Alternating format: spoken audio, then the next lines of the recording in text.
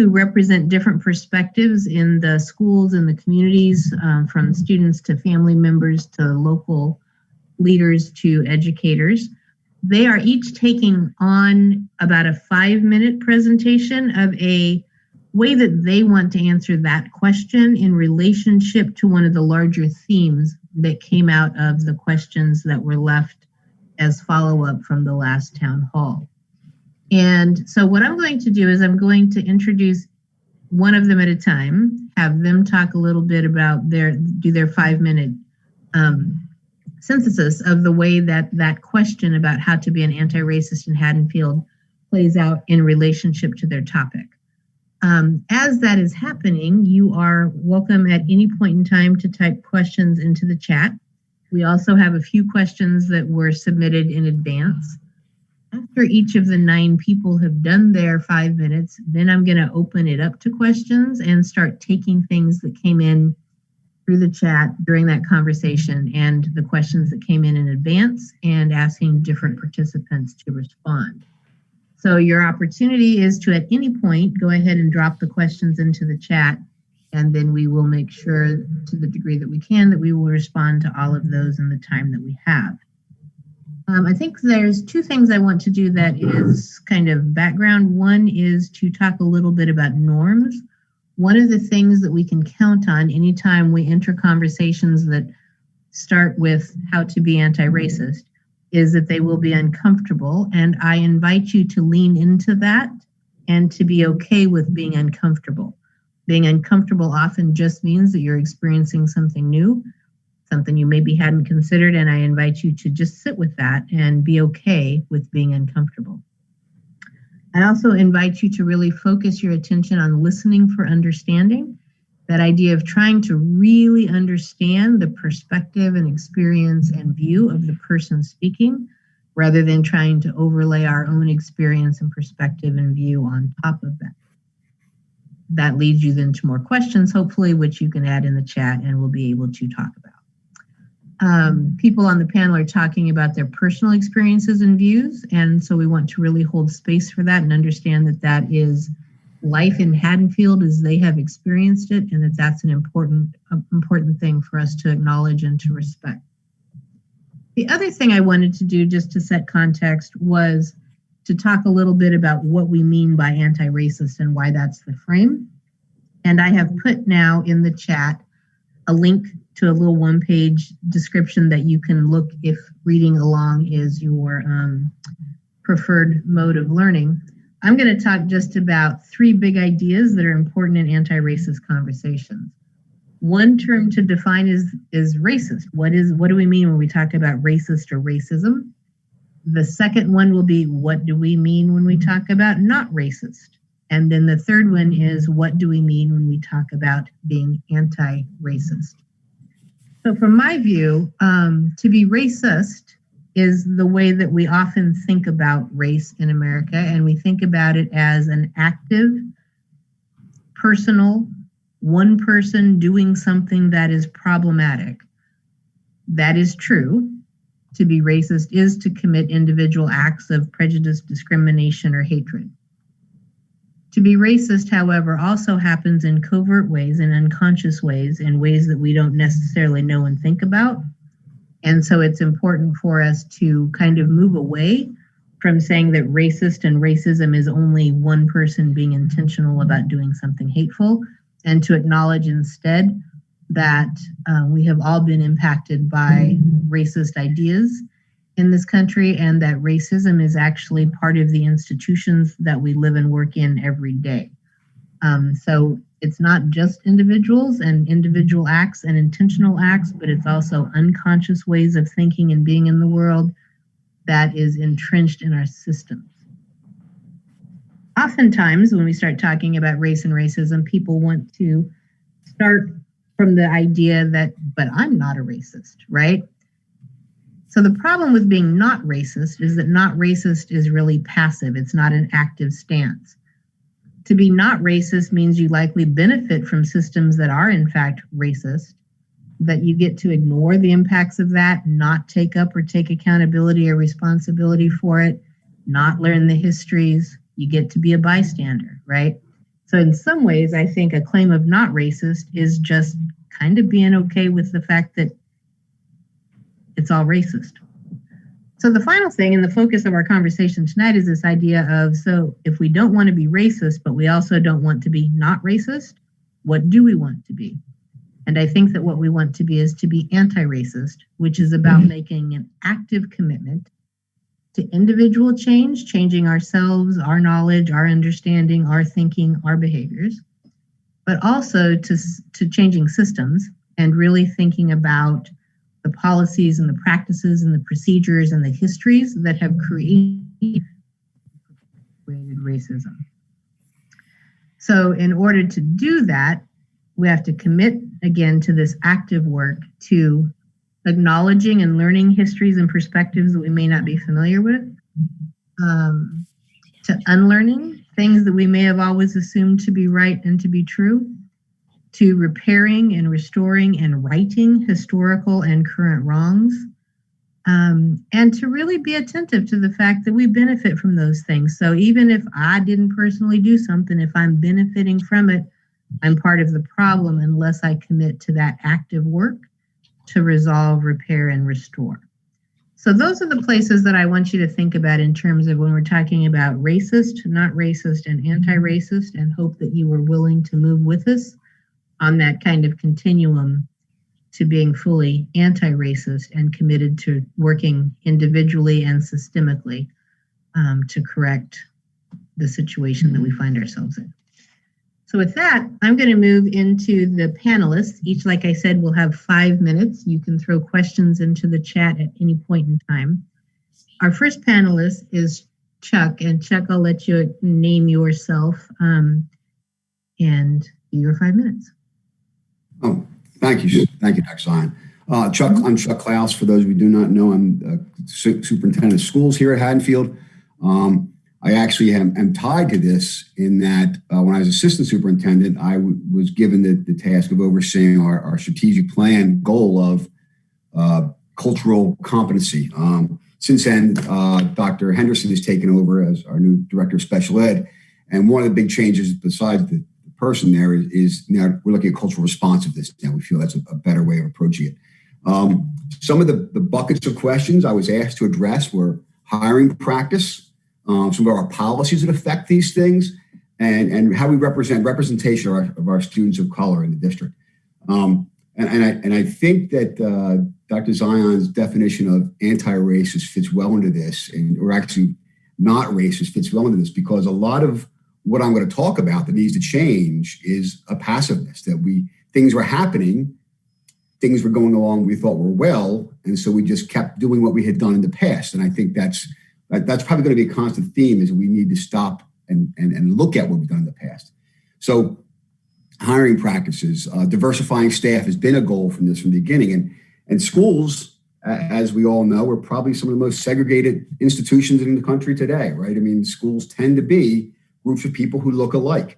And so we know we need to diversify our staff. We understand that. We know there's challenges to it, and we know the reasons why. First of all, it is important that children are taught by people who look like them in a lot of ways. And there's a lot of studies that show that. Dr. Henderson just shared a great article with us called A Teacher Like Me from Montclair State. This is important, that all of our students have the opportunity at one point in time in their career, as many times we can, to be taught by someone who looks like them. And, it's not just that, though. I mean, that's great, but it's also beneficial to all of our students. For years. And this is, I think for years, people of color, adults of color in our building who worked in our building were custodian and maintenance. And so there was a long time where very often children coming through our school district did not see a positive role model. That's not the custodians and maintenance are not positive. In the leadership role of a teacher or administrator, people of color. And that's something that we really do know we do need to change. We can't forget that. It's also important for our staff. Dr. Zion, as I know that as Dr. Zion and Dr. Henderson met with our teachers of color last spring. And Dr. Henderson has shared with me some of those insights, and that there is a feeling of isolation at times for some of our teachers of color. There is a feeling of level of discomfort because of the the numbers. And if we want to retain teachers of color and hire and recruit, we need to change that culture as well. What are we doing? What does it look like? We had to be very careful, and because people have asked me this about the numbers, the demographics, right? What's our population? We're 88% white students. What's our demographic of teachers? How many of our teachers are white? It's about 92%, just so you know. But that's not the good answer or the right answer, because where they are and the interactions you have with them, with those teachers of color, you could go your entire career here in Haddonfield and never see a teacher of color. And so we had to be very thoughtful as we try to diversify our staff to make sure that this is not just a pocket here and a pocket there, but it is something that's shared throughout the district. What we've done and what we need to do is go out and be more aggressive and recruit. And for years, and I'm going to call this either arrogance or ignorance, we thought everyone would want to teach at Haddonfield. Why wouldn't you, right? It's a great place to teach. It's a great place to be. And we're finding out that that's not everyone's opinion of the place. And we know that now. And so we have to be more deliberate, excuse me, in how we go out and how we recruit teachers. In the spring of 2019, we did work with Impact at Rowan. And Impact is a group that works on having male students of diversity become teachers and be placed in districts. We had a visit set up where they were going to come and visit, spend a day with us. And the last minute was a cancellation. And it was because we were told the spring break got in the way and there was not interest. And somewhere in the back of my mind, I feel that I'm hoping it was spring break and not just that some of these students really didn't have an interest in visiting Haddonfield. And that's really something that occurred to me later on as I have talked to some people about the desire to teach in Haddonfield. Last spring, as I said, in the past, we just thought people would want to come to teach at Haddonfield. We didn't go to job fairs. We kind of just waited for people to apply to us. Last spring, we set up to go to Montclair State, Rowan, UPenn, Delaware, all these job fairs to go out and actively recruit. Unfortunately, as you could well imagine, they were all canceled. They were canceled due to COVID. And Montclair State and UPenn were specifically programs that talked about diversification of staffing. So what we need to do now is we need to go out and be aggressive in the fall. In the spring, we need to go to job fairs, and we need to commit to travel. We look locally. We look at in our 30-mile radius of where we go to these job fairs, and we have to think about maybe getting in the car, getting in somewhere, and going somewhere further away, and recruiting in places, maybe historical Black colleges and those type of things. We really want to be committed to this. So that's a brief piece. I only have 5 minutes about what we're doing in terms of recruiting and hiring in places where we know we need to get better. I was also asked to talk about some policy issues connected with this topic. And the two areas I'm going to touch on there quickly are our comprehensive equity plan, which was done in the spring of 2019. And on the very surface, what a comprehensive equity plan does for a school district is it ensures that all of our policies align with federal regulations. But one of the things we did with it as part of our program was we did some data analysis. So we looked at areas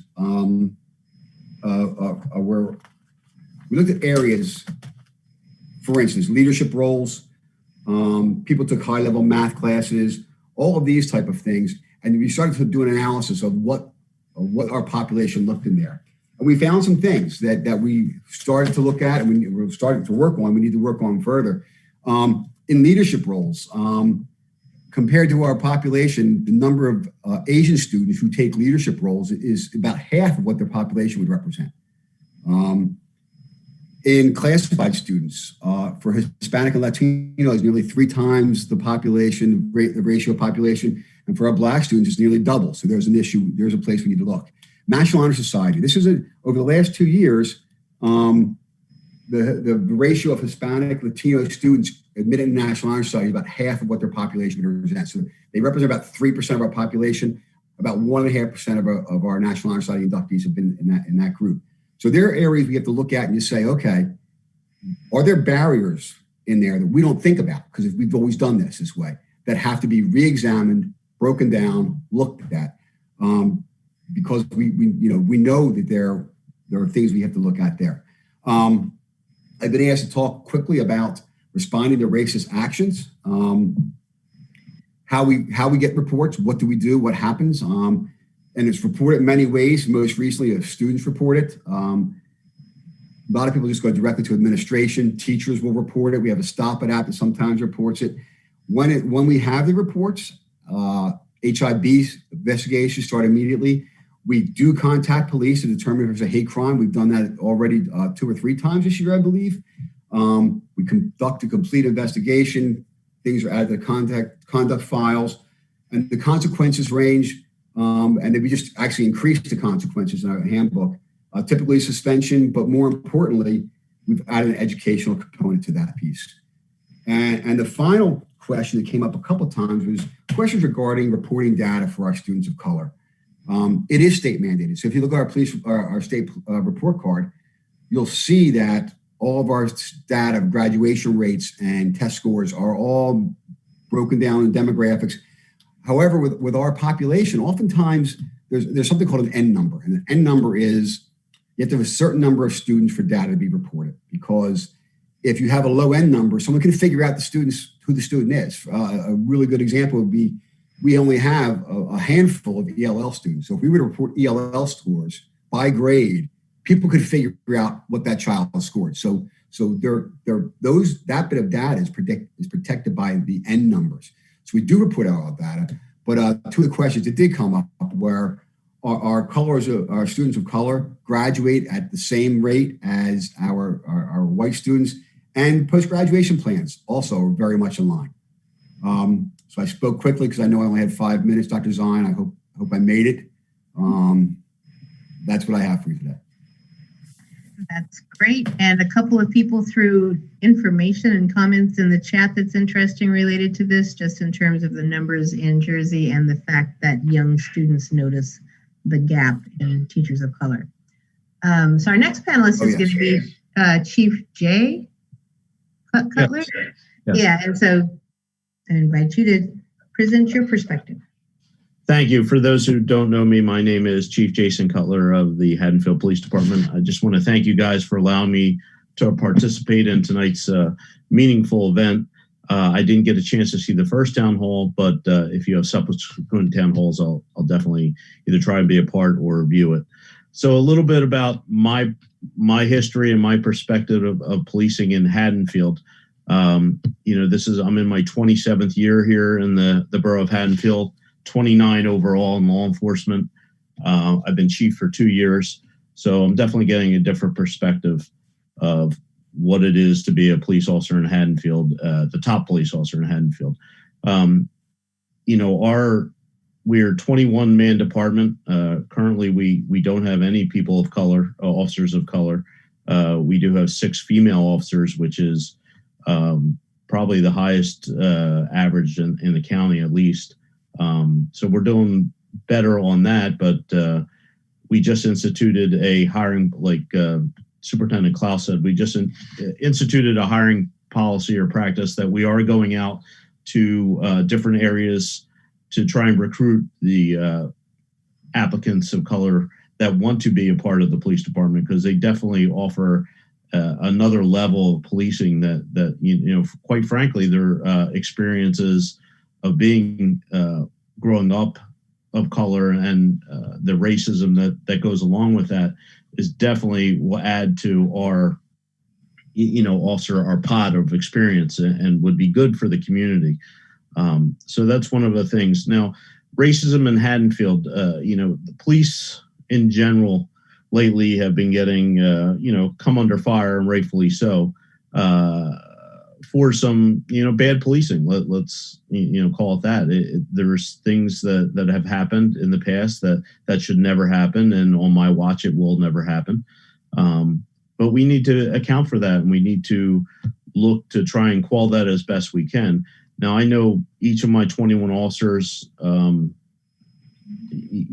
never, at least I hope, would never do anything that would disgrace the badge or law enforcement in general. But let's be honest, there are officers out there that have disgraced us, and it's a shame because because I don't think it's a widespread, but it does happen, and we need to quell that. There's also in Haddonfield, people say, "Oh, we're not racist," but every time we get a call that says, "Hey, there's a suspicious person walking down my street," okay, what's suspicious about them? Well, they're black. Okay, well, what else makes this suspicious? People have weaponized the police, and they don't think they're being racist at all. They just think they're protecting their property, or just there's a suspicious person, and that we have to educate the residents of Haddonfield. Just because somebody's walking down the street because they're of color doesn't mean there's an issue. And believe it or not, we have a lot of that, and people don't see. They don't look in the mirrors and see that inherently that's racism, and we have to educate our residents to that fact that, look, just because you live in a predominantly white area, that just because a black person walks down the street, or a Hispanic person or Asian person, doesn't mean that they're up to no good. We have the speed line in town, and a lot of people traverse Haddonfield regardless of color. So we have to be cognizant of that, and our police officers are pretty good with that. When we realize that that's what's going on. So another thing I was asked to talk about is hiring or training. What training we get?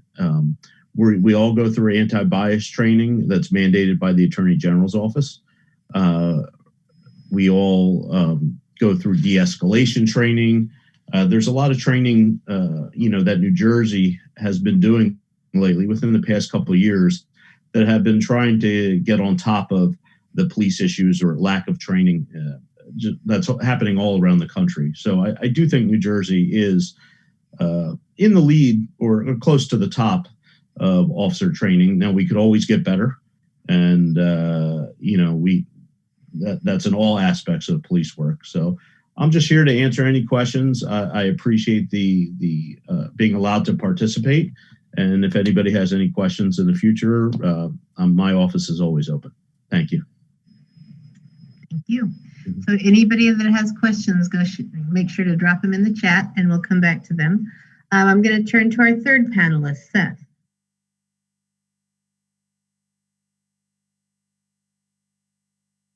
You are muted, and so yes. There we go. There we go.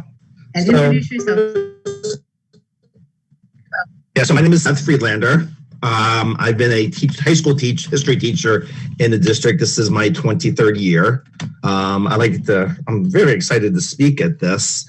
So I think there's two reasons why. I guess the biggest reason why I was invited is because I teach a course called Race, Class, and Gender.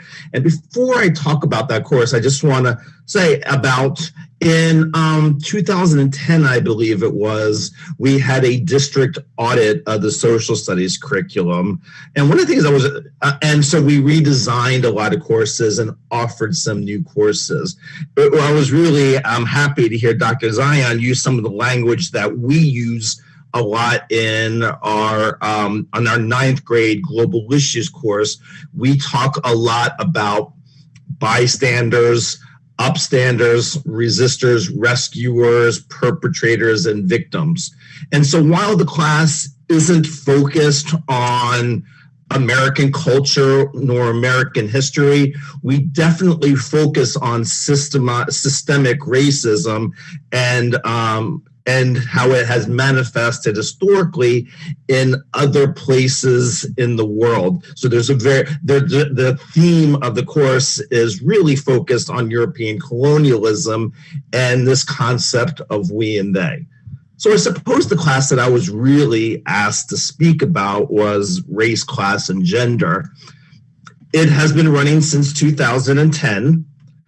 It's a course that I believe was long overdue. With the audit, we had the ability to offer it. It is a semester elective, so it only runs for half the year. We decided that it should only be open to juniors and seniors. And there was a couple of reasons that really kind of guided our practice with that. One of them was maturity level and some of the content that we would be showing and reading about. And the other thing that we thought was really going to be helpful was we wanted the students to have at least some knowledge of U.S. history, and so that we could apply it to what we do in here. The course is steeped in self-discovery.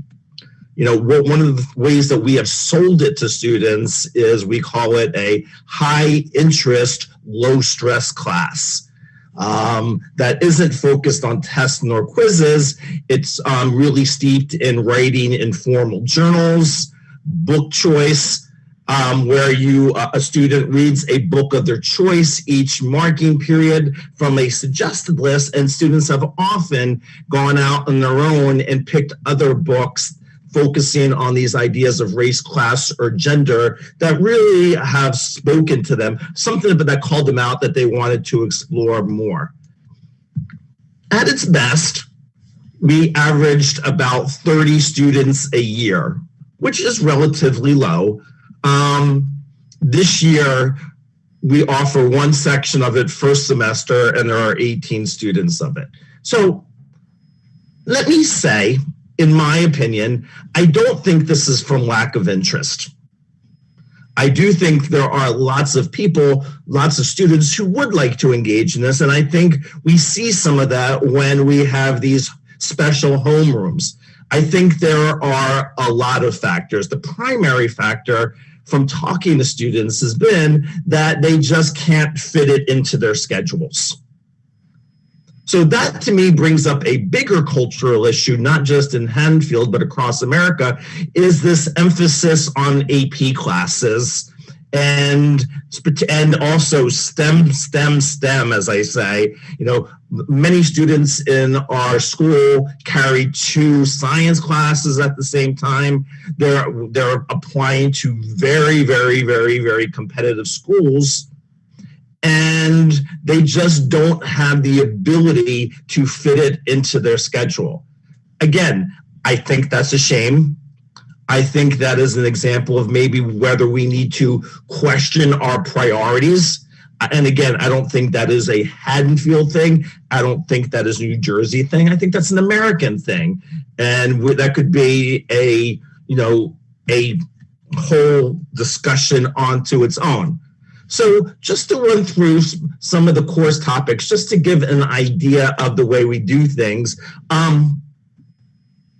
and we don't do them all every semester, it's kind of pick and choose, but we do focus on systemic racism through case studies. I like to call them pause moments, where we can press pause on what's going on in America, and it's a way for us to gauge what's going on. Historically, I've really liked to use Hurricane Katrina and the response. I think it is an interesting way to examine the connection between race and class. In the past, we have done the O.J. Simpson trial reaction, not the trial itself, but the reaction. We focused on at the time, we obviously we focused on Barack Obama's campaign and the media coverage and his presidency. One year, I thought it was really interesting to make it very localized. Michael Vick was signed by the Philadelphia Eagles, and that brought up some very, very strong reactions based on his criminal history with dogfighting. And when we look at the polling, a lot of that was really, really broken down along racial lines. So that was a really interesting case study. I think every year we focused on Rodney King and the LA riots. Most students are pretty, shocked when they see what happened. This year, a lot of students said, oh my God, this is like watching what happened this summer. And of course, making the historical connections to what happened in the Watts riots in 1965, and of course, the riots on the East Coast in 1968. Other things that have been explored in the class in an interesting way have been music and comedy. I think historically, music and comedy have been vehicles for people who have been oppressed, people of color, women, to to have a arena to voice their concerns. We focus on racism in the media. We make it very personal. We look at Disney. We've looked at Disney films. We've looked at Barbie. We've looked at toys. Obviously, this year is a very, very, very unique year. And I had the pleasure of teaching this course this year. I don't always teach the course. I teach it most of the time. I've obviously thought I would be remiss if I didn't talk about Black Lives Matter and global protests. It's been steeped in current events. We look back at the history of Trayvon Martin, Mike Brown, Eric Garner, George Floyd, Breonna Taylor, etc. Heartbreaking that I could just keep on going on. And some of the key concepts that we have focused on in the class, regardless of what the case study has been. We've talked about white privilege, the concept of, is there a race card, cultural versus institutional racism, community policing, school to prison pipeline, environmental racism, cultural appropriation, racial profiling. This week we talked about the talk that African American parents have with their children. And of course, and because this essentially is a sociology class, we critically examine and analyze polling data and other data. I like to, and some of the teachers have made strong connections too. It's not just race, it's race, class, and gender. This is why we like to have seniors take the class, so they have some historical backgrounds in the Great Society with Lyndon Johnson. They know a little bit of some of this 20th century history. Welfare myths, we talk about comparing Camden and Cherry Hill demographics, not so much Haddonfield because we're looking at the different sizes of populations, and then connections between gender and race and class and beauty standards, skin lightening, Black and white feminism. So I think what we see is this is a class that unfortunately has more than enough material to cover. It's a little unfortunate that it is a semester course. And I'll finish by saying I think it's really unfortunate that we historically have had so low enrollment. And I'll reiterate as my final note, I think this is a bigger issue of cultural priorities of these. That's great, you're taking race, class, and gender. How is that going to help you get into college? How is that going to help you get into that engineering program? And unfortunately, I think that is something that we as a society really need to examine. Hamisi, now, would you like to take the mic for your 5 minutes? Hello, everyone. My name is Hamisi. I'm the dean of students at the high school. I also spoke at our last town hall meeting, really just reflect on, some of my personal experiences. So my personal experience is just to kind of give you a background. Your connection, I think, is lagging unless it's mine. Shelly, can you hear me? I just want to make sure. It's all garbly. Maybe shut off your video and then maybe that'll help the audio. Okay, I'm gonna keep going. I'm gonna take that as a yes. So my personal experiences are growing up in Camden and moving to Cherry Hill. So yes. Okay. Is that? No, that's not working. I wonder if we could maybe right. I can switch computers.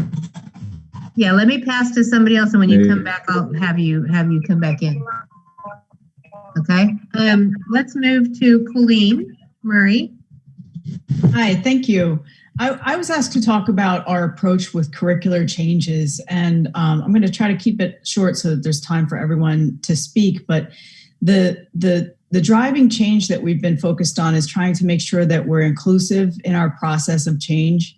We're democratic, we're informed by expertise, and that we use design-based approaches. In other words, we're looking, we're making changes, and we're looking again after gathering information, and we're doing that through cycles. So there's two big things that have happened since I started here in November of 2018, and one is the strategic planning process that Mr. Klaus mentioned, and that was, I think, probably the most influential part of this whole thing that I wanted to talk about.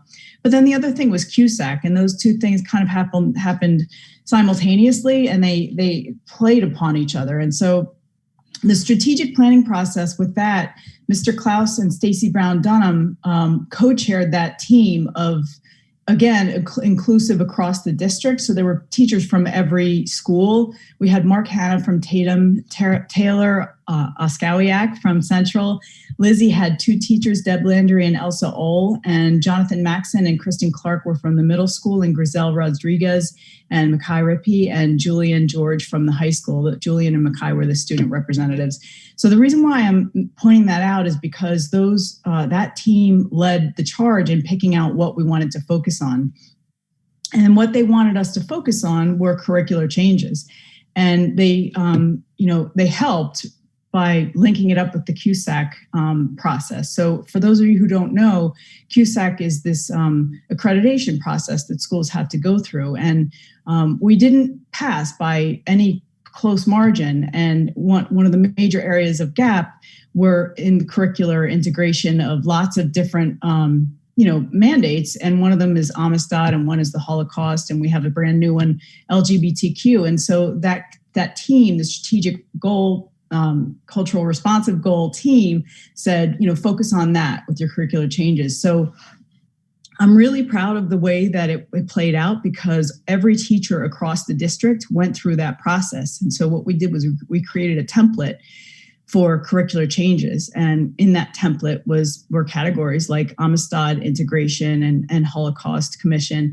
And it's not the most perfect way, but it was a great way to start those conversations. And so what it did was, I find it interesting what Seth was talking about, because it's almost like he's taking on the whole burden in that one class, but really, cultural responsive integration into the curriculum is a whole K-12, every class, prospect.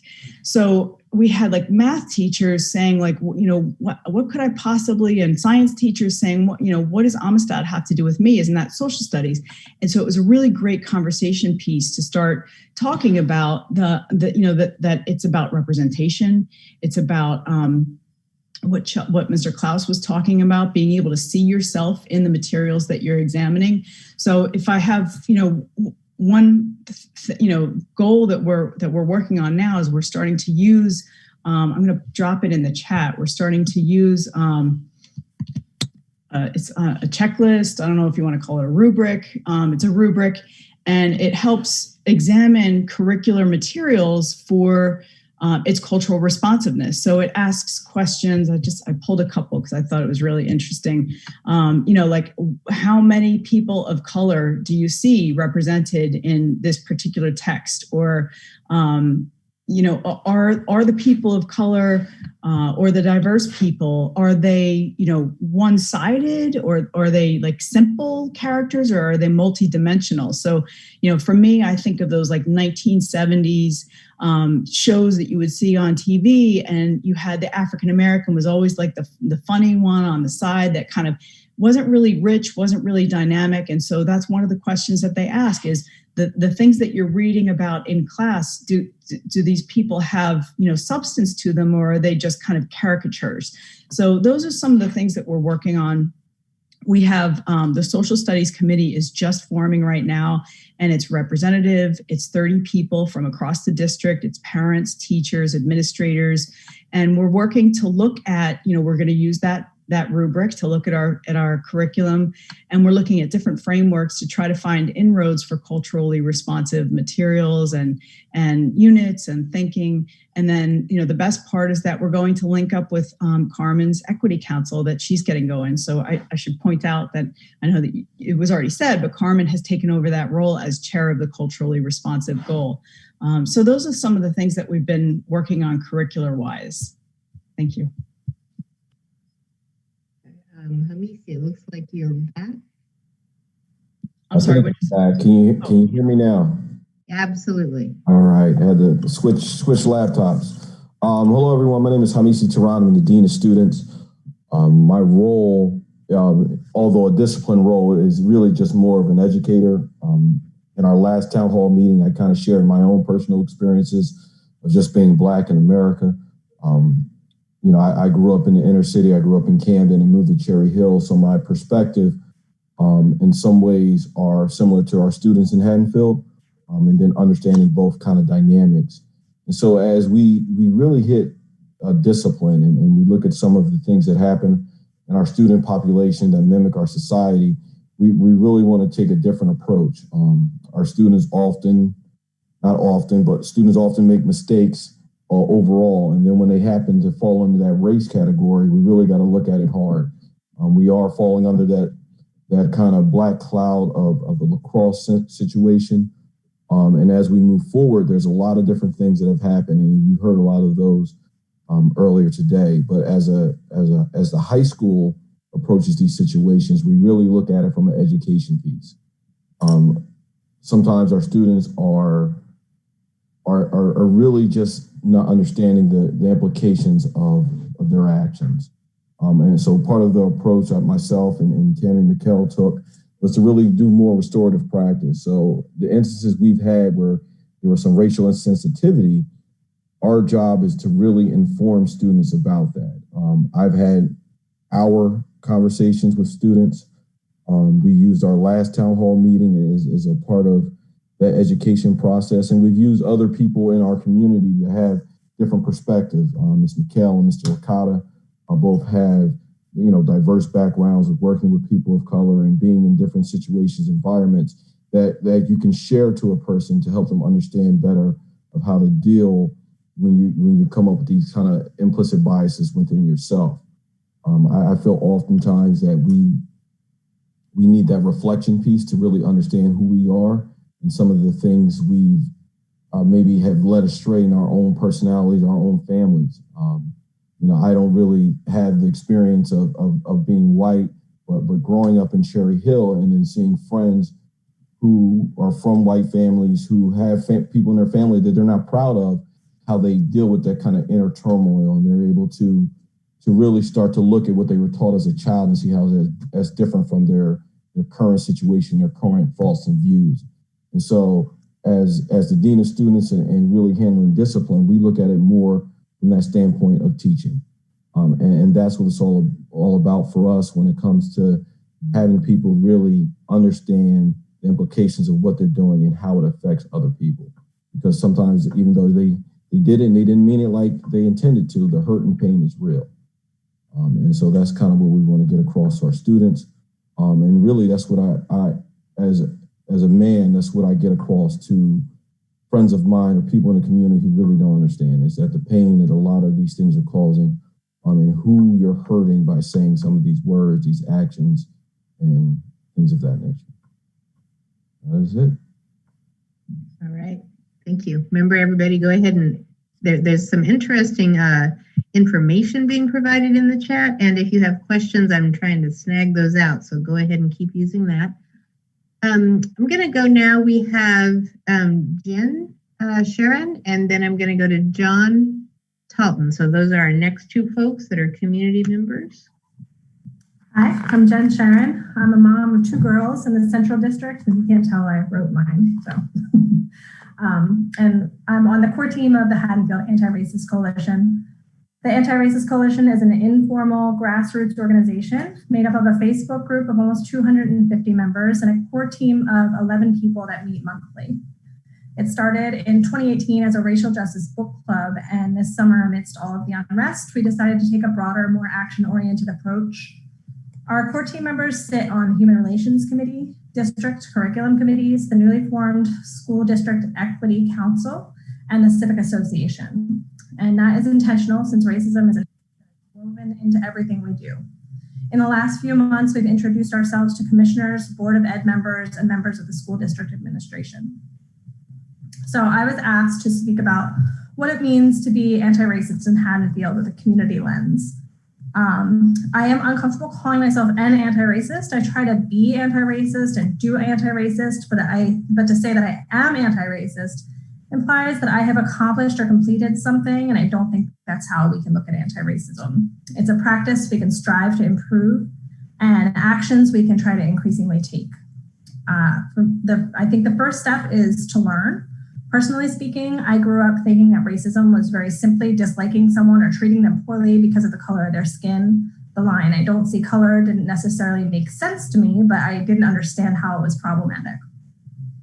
So I Googled, and Wikipedia says that the term institutional and systemic racism were coined in 1967, but reemerged in political discourse in the mid to late 90s, which is when I graduated high school from a very white town just south of here, where race was not discussed.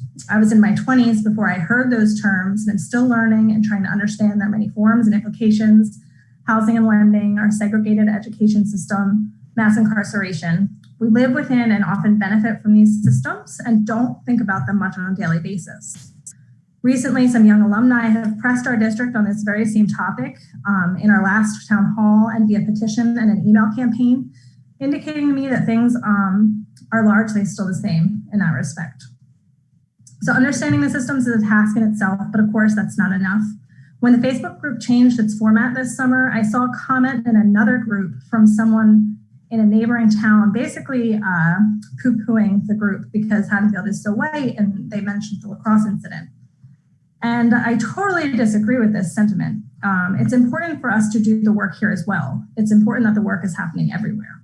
So the lacrosse incident is an example. That was a difficult, sad time for our community. Difficult decisions were made, and that is somewhere that we can contribute as community members. Supporting those who make those difficult decisions and standing up in board meetings, in conversations with friends and family, and talking with our kids. Speaking up about what our children are taught. So all this talk about the curriculum work, I'm very excited about. One of our core team members who was on the last panel, Casey, pointed out that our district motto is growing in excellence. If we want to be excellent, we should be leading the way in this area. Our kids should not be going off to college like I did with no understanding of systemic racism. I know state funding is always an issue, so understanding the big picture and the equity implications in our state is important, and electing people who understand that is important. Affordable housing, I know this is an issue that is relevant in our town that I admittedly don't know the specifics of, so I'm planning to learn more about that. And I'm not really comfortable talking about any of these things, hence my notes, outside of my very progressive bubble. But because they're touchy, people disagree and they get emotional, but that's also a big part of being anti-racist, getting comfortable with being uncomfortable and getting better at having these conversations and sticking them out. And the last thing I came up with from a community lens is staying the course. These are big issues. I'm an engineer, so by nature, I want to solve problems. I want to get it done, complete, and wrapped up. But in my anti-racist journey, I've had to come to accept that I'm not going to solve racism. But I have to continue to contribute what I can, continually identify new ways that I can do that, and to not get exhausted at the enormity of the issue. So that's all I had, and I encourage anybody who wants to do any of that to join the Facebook group. I will drop that in the comments as well. Awesome, thank you. Now, John. Thank you. Good evening, everyone. My name is John Talton. My wife, Jamila, and I are residents in town and parents of a 7th grader and a 5th grader in the Haddonfield Middle School and the Central School, respectively. Superintendent Klaus asked me to join the panel mainly given my family's long history and ties here in Haddonfield.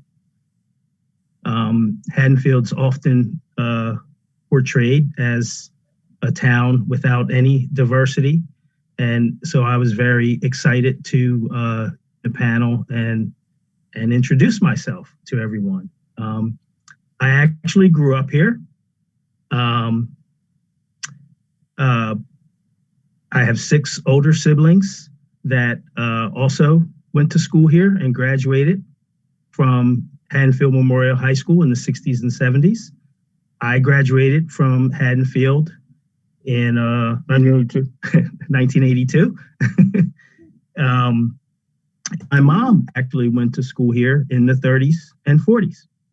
And she went to school here with several other African American residents. And at the time when she went to school here for the 1st through 8th graders, they had a segregated school that they went to. And then upon graduating from that school, they went up to the high school with everyone else. And that school building is now a senior citizen home that has the name Tarditi Commons on it. So,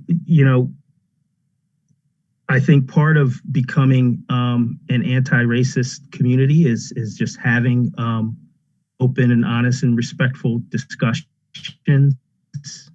and with people that don't necessarily look like you or share your views.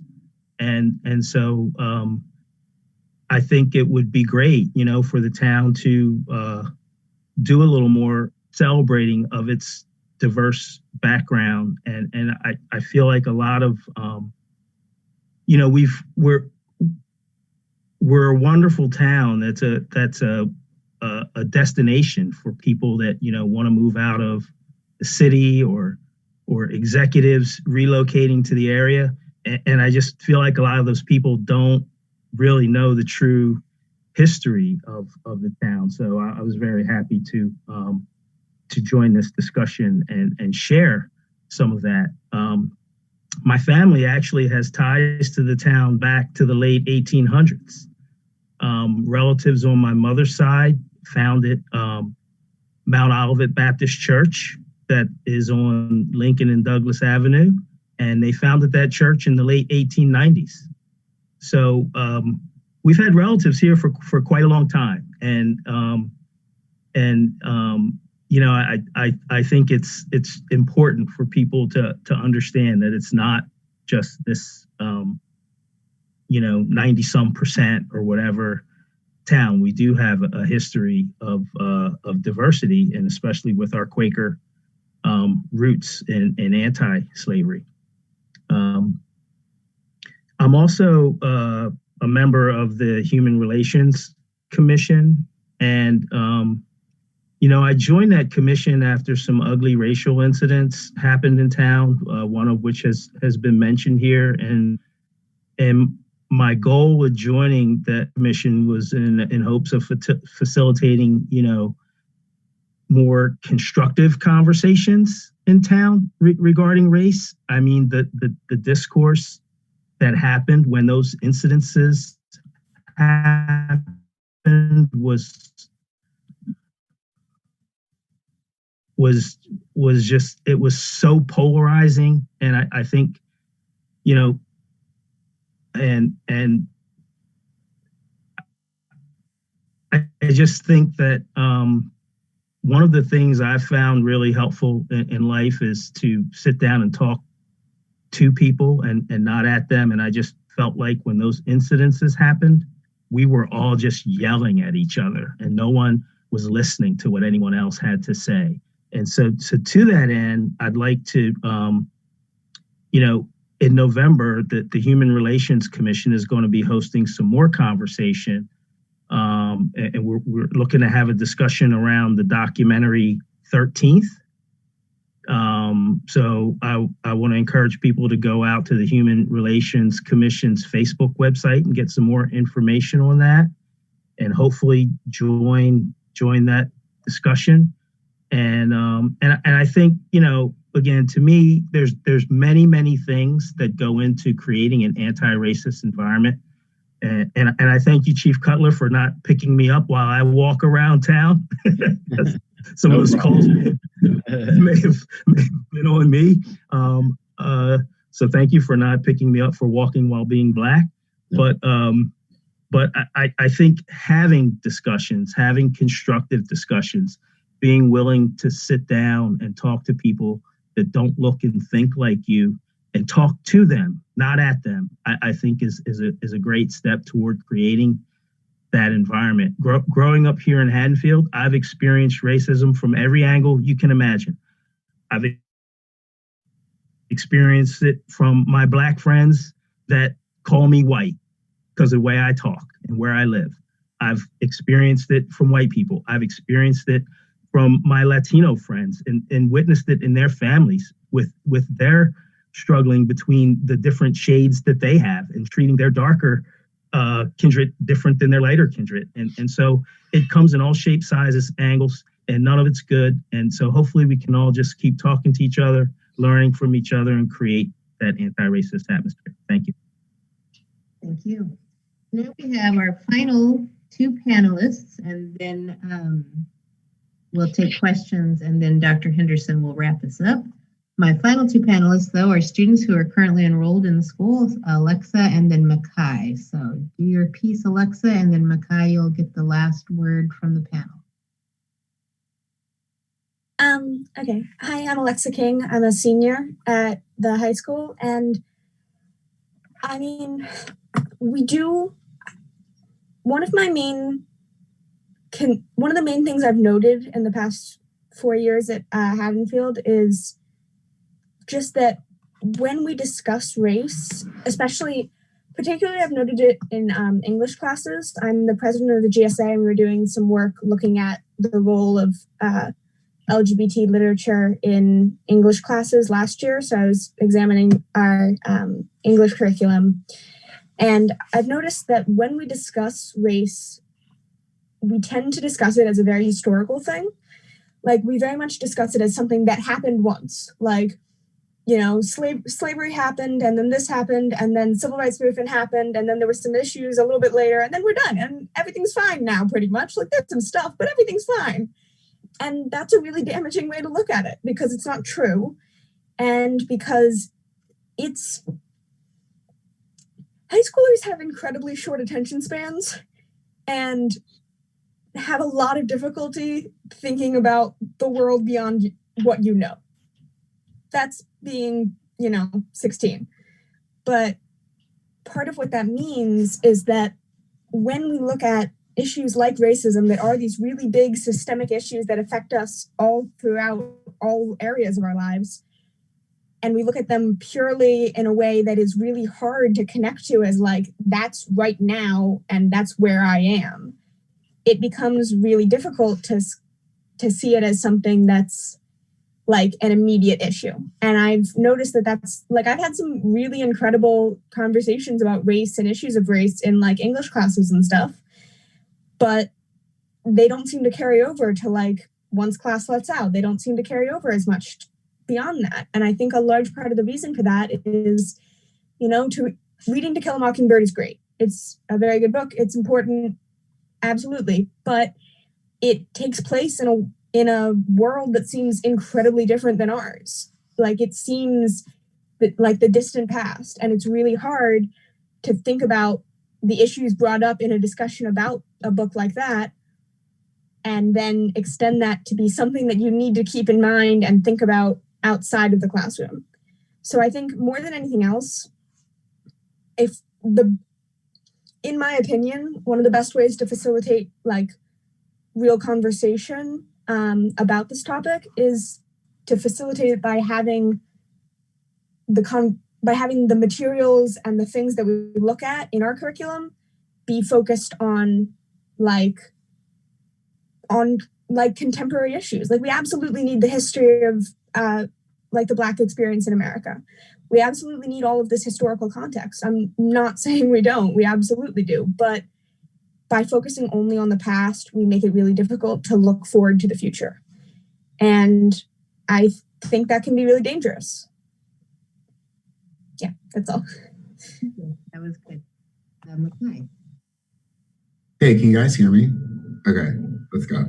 My name is Makai. I am a senior here at HMHS, and I would say I went on like a pretty big journey here at the high school. I know everyone says that high school is a very formative time of your life, and I feel like definitely me coming into this district, I was a new student freshman year, and coming into that, looking different from everyone else, and being a freshman, and then dealing with the aftermath of the lacrosse incident, and feeling like you weren't welcome. I felt like I wasn't welcome to be in this town. I wasn't welcome to go downtown because what I did contradicted what people wanted me to do.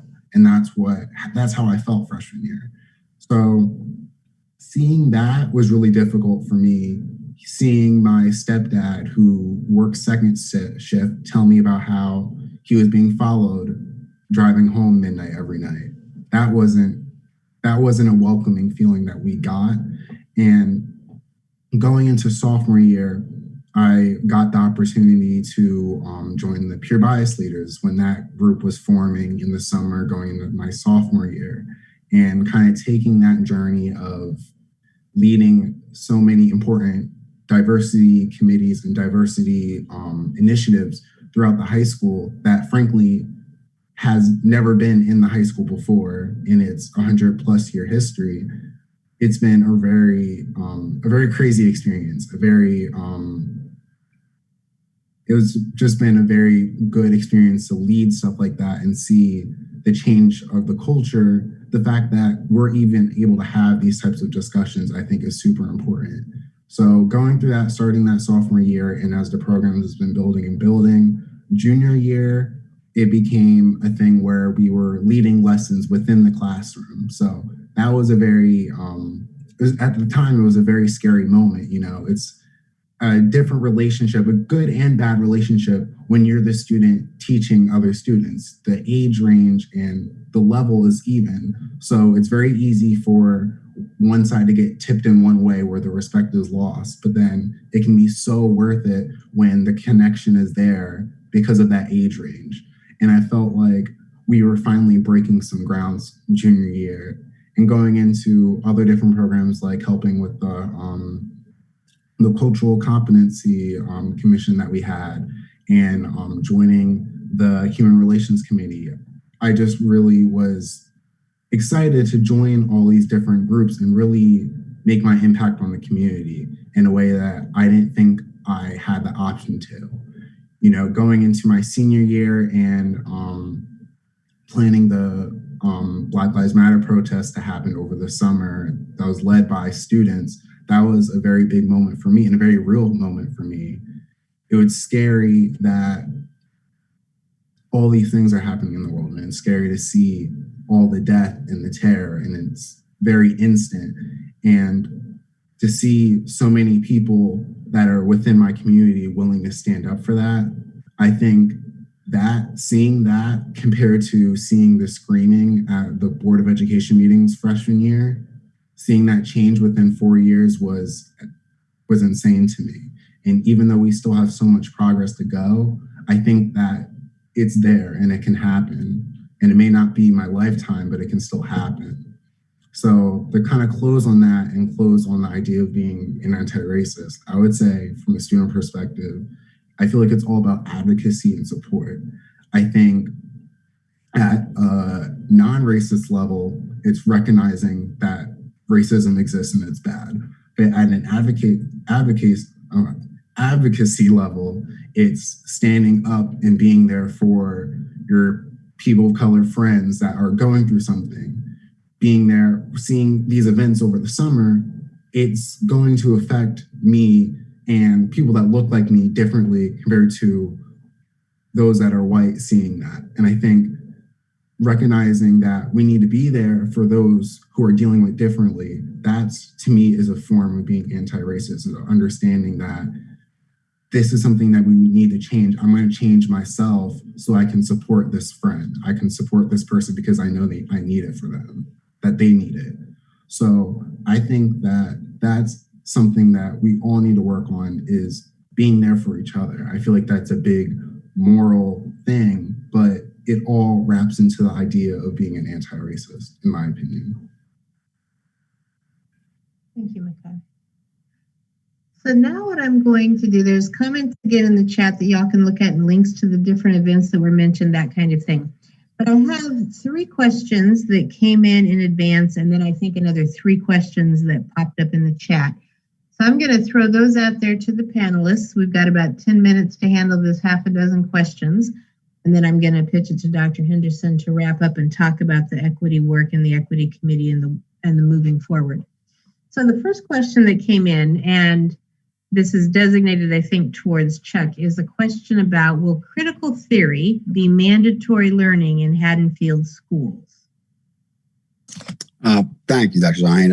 I will be honest, I had to do some research on this. I did not know critical theory off the top of my head. So I don't know that it's going to be mandatory learning at this point in time, but I think we're participating in it right now, right? We're looking at structures that have been in place and structures that are used to keep the power where it is, right? So it's looking at how we can use science to justify our current structures.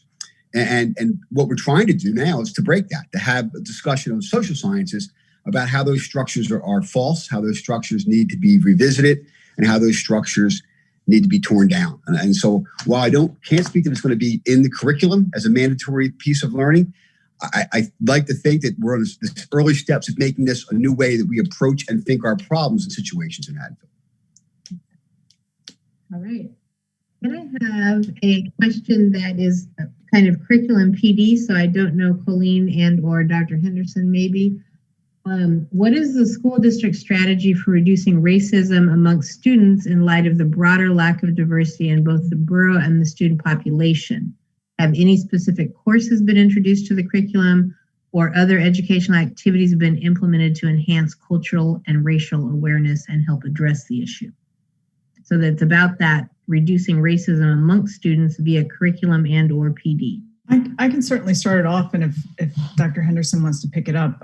The principals have taken the mantle with a lot of your guidance, Shelley, and they've created a huge variety of materials that are for the students in this regard. So, all of the schools created peer leadership structures where there's students leading, trying to figure out, what it is they want to problem solve and how do we solve it together. So they're thinking through those real problems that are happening on a daily basis.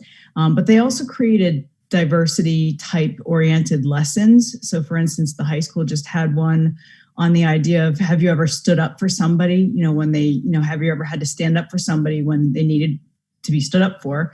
And like the middle school, for instance, has One Book, One School, where they all read the same book together and they analyze it together and have great discussions about these types of conversations. There's just a wide variety of things like that are going on across the district.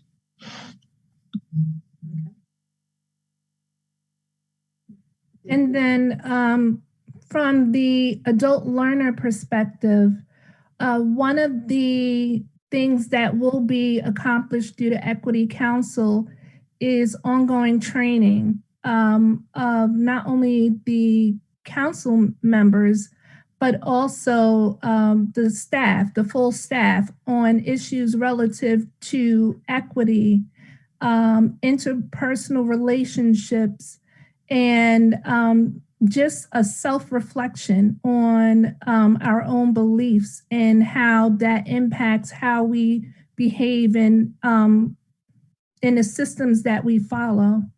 So the Equity Council would be responsible for the majority of that type of work.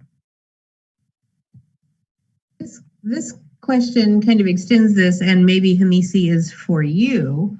It says, has the school district established any guidelines for how identified acts of racism by students will be handled? They're interested in hearing what sort of consequences are or have been considered and how the district would address repeat offenders or individuals that do not appear to adhere to the district's anti-racist vision? Yeah, there's a few things we're going to do. Number one, our harassment, intimidation, bullying policies, which really kind of fall under the state, those investigations begin.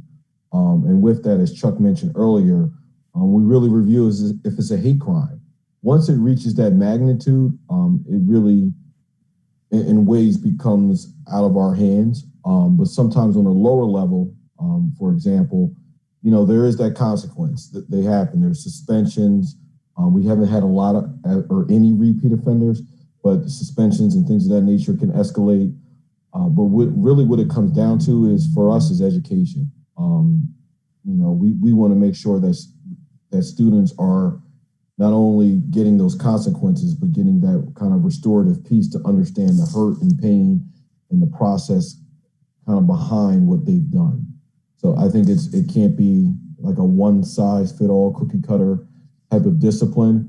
But when it reaches a high level, obviously we're going to take it seriously. But then it's that kind of background, because our job is educators, and this is a public school, and we can't deny anyone. So we really want to make sure that if they're going to be a part of our school, that they're getting the information they need to be better human beings.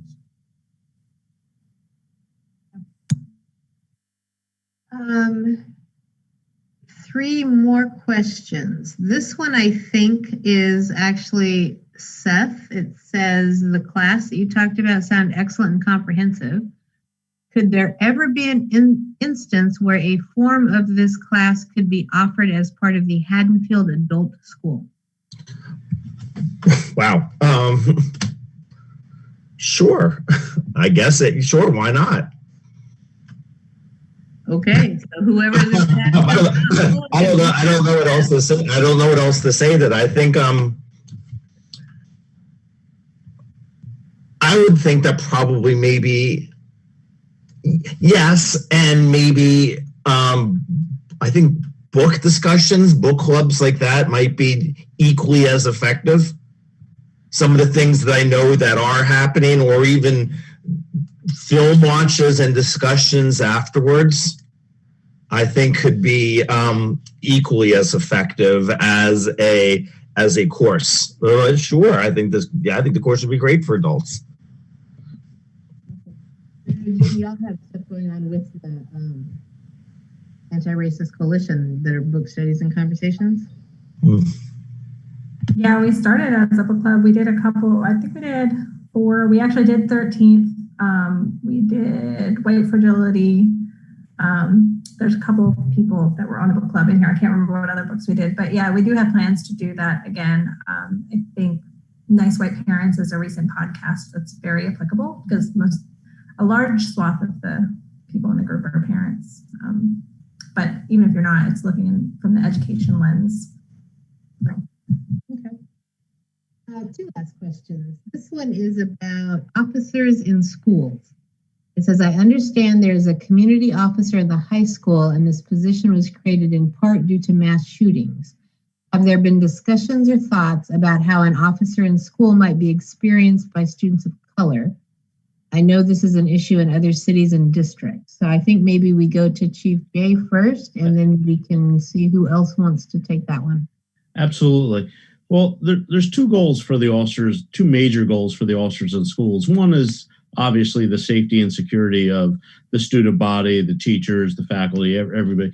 But a second, just as important goal is building the relationship between the officers and the students. And what better way to show, the students of color that, police officers are not all bad, that we can build a positive relationship between the two by showcasing the interactions on the day-to-day basis that says, hey, the officer in school isn't a bad guy, or isn't, to this case, isn't a bad girl. So I really do think we did have discussions, and there was a long drawn-out process of hiring the best candidate that could foster the best relationships with the school and the students, while also protecting the school and the students. So, and this wasn't, Officer Young is our 3rd actually SRO. We had forgive me if I'm wrong, Chuck, early 2000s, we started the SRO program with Officer Ortiz and then later Officer Basilis. So this has been an ongoing, long relationship with the school that has benefited greatly. And I just hope it continues and maybe we can expand it to more schools. Right, Chuck? Yeah, I would echo that the relationships built between the students and the officer in the school is something that can be a healthy relationship, and I know that Officer Ortiz and Officer Liu established that as a high standard, and I'm sure Officer Young will continue to do the same. Anybody else on the panel want to speak to this question? I'll speak on it if that's okay. But Absolutely. but I know when that program started for me, honestly, it was a little bit of a whoa. Like I wouldn't say it's a part of culture, but I would say that it's a part of the talk that you're always on a little bit of an edge.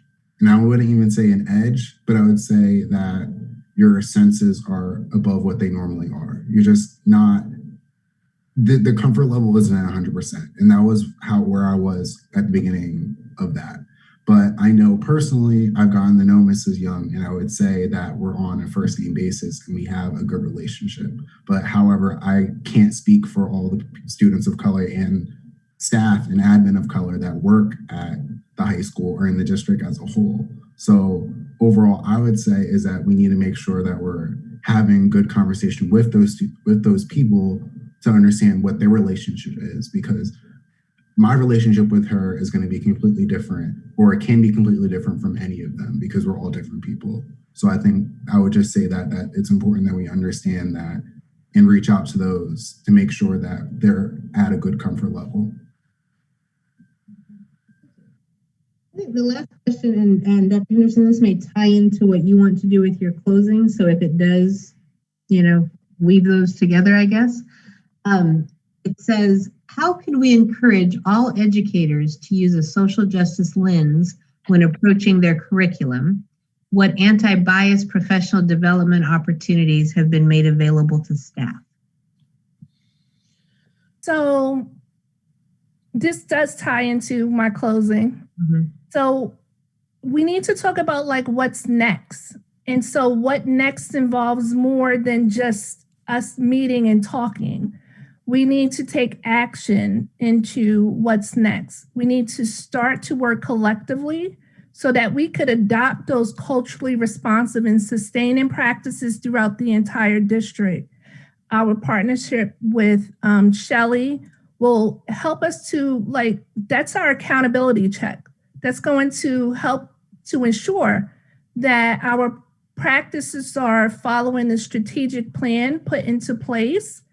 It's going to ensure that the practices that we see throughout the district on all levels are equitable, inclusive, transformative, and transformative as young as pre-K. We need to start at that foundational level. We can't expect high schoolers to be able to start in high school and then and make these drastic changes. It has to start with our babies. And we have to we need to be willing to deviate from that status quo, which would involve being uncomfortable for a while before we can be comfortable.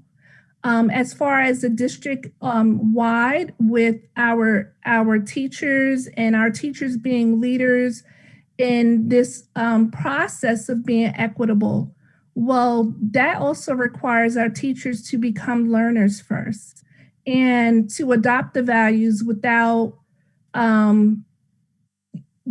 acknowledging that we all have our own biases. We all have different understandings of systems, of ourselves, and of others, but it does require the skills in order for our teachers to be able to teach that to students. So the development of the Equity Council will allow us to engage various members of our community Our Equity Council consists of members from our community, members that work for Haddonfield, and administratively, and the teachers. We also have board members in. So it definitely will take a community effort to help us to inspire our learners. We have to be able to work as adults first and learn what is necessary to become anti-racist, and dismantling a system that some would consider what is typical to something that some of us are not used to experiencing. Once the Equity Council has their first meeting in November, we'll start to plan on what our professional development would look like for all staff throughout the district. Our professional development has been outlined in our equity plan, and so most of the training that we'll receive from Shelley would start out with our unconscious bias training and lead us through to some of the practices that we need to engage in at the multiple levels throughout the district. Hopefully, and I'm very hopeful about this, is that the ultimate goal for us with the training and the support of Shelley is for us to be able to engage in something that's really meaningful and something that is not just seen as, oh, we're going to PD and we're going to learn about this topic. Because I don't need to go to PD to learn about a topic. I need that whatever we do learn, it becomes ingrained in our actions. That is how we will make the steps necessary to be seen as anti-racist. Is we need to do things that will dismantle, but not do it because of it's seen as a PD. It's something that's seen as transformative, and something that is transformative means that it's going to be around for more than just a minute. So that's pretty much it. We have 34 members in our Equity Council so far, and I think that the members are reflective of the multiple levels throughout the district.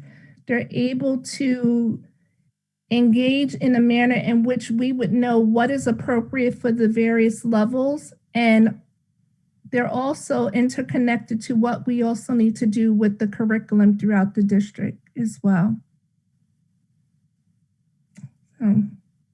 But I want to thank everyone for joining us for our town hall meeting, and you can always email me if you are a person that I've asked to join the Equity Council and you feel like maybe that's not the platform you want to do the work on.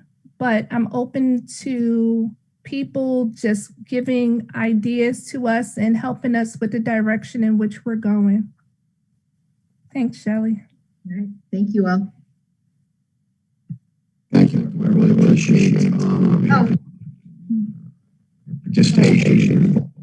Who's that? Is that Chuck? You sound like Darth Vader again, Chuck.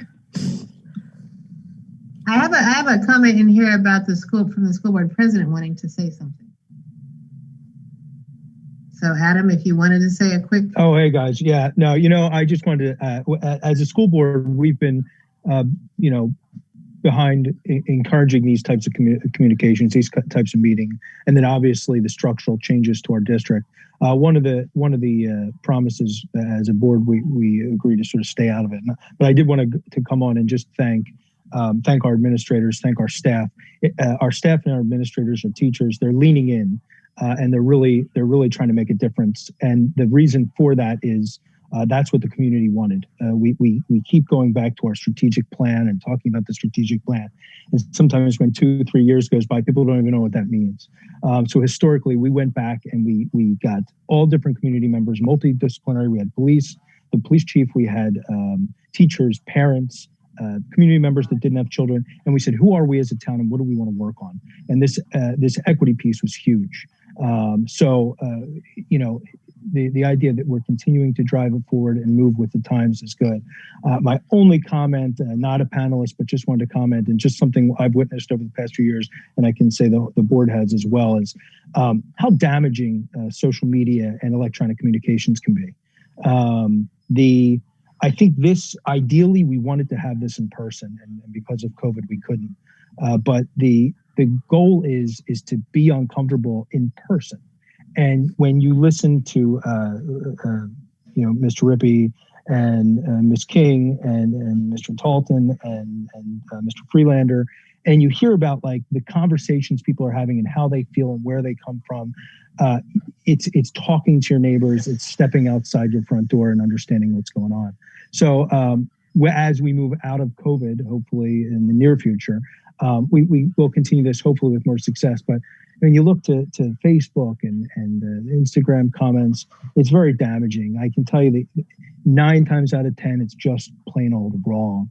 Theories get introduced and get spun up, and being on the inside and knowing what actually is happening, it's amazing to see how incorrect that is. So I didn't mean to barge in, but I thought it was a perspective that I wanted to share, and just share my appreciation with what Mr. Klaus is doing and our administration is doing to forward this need. So thank you, guys. Sorry to interject there. All right. Thank you all. Good night. Good night.